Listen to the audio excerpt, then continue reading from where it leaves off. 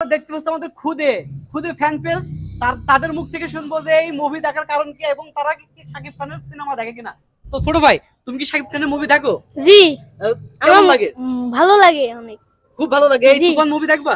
জি। আচ্ছা, তো তোমরা আসছো কোথা থেকে? আমরা আসছে যে সামনেই।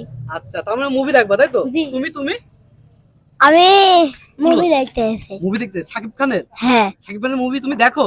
হ্যাঁ ভালো লাগে? হ্যাঁ, আচ্ছা, তোমার? আমারও ভালো লাগে শাকিব খানের তুমি কি মুভি। শাকিব খানের ভক্ত? হ্যাঁ জি। আচ্ছা আচ্ছা, আর ভাইয়া তুমি? আমি হ্যাঁ, বলো বলো। হ্যাঁ তুমি কি শাকিব খানের মুভি দেখতে এসছো? হ্যাঁ, কেমন, তুমি কি তার অন্ধ কি ভক্ত নাকি? আমি অন্ধভক্ত। ক্লোজে নাও, কি ভক্ত?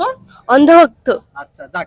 তো বন্ধুরা, আমাদের মাঝে খুদে ফ্যান পেজ শাকিব খানের, তার মানে এই যে ছোট ছোট প্রজন্ম যারা ভবিষ্যতে লিডার দেবে তারা কিন্তু শাকিব খানের ভক্ত। তার মানে বুঝতে পারছেন যে শাকিব খানের ফ্যান পেজ কি পরিমাণে। যারা মাসুম বাচ্চা, এদের বলতে হয় মাসুম বাচ্চা, তারা পর্যন্ত শাকিব খানের সিনেমা দেখার জন্য পাগল। কিন্তু কিছু কিছু প্রযোজক আছে, কিছু কিছু খারাপ লোক আছে, তারা কিন্তু শাকিব খানের বদনাম করে, কিন্তু তারা আসলে জানে না যে শাকিব খানের পাওয়ারটা কি।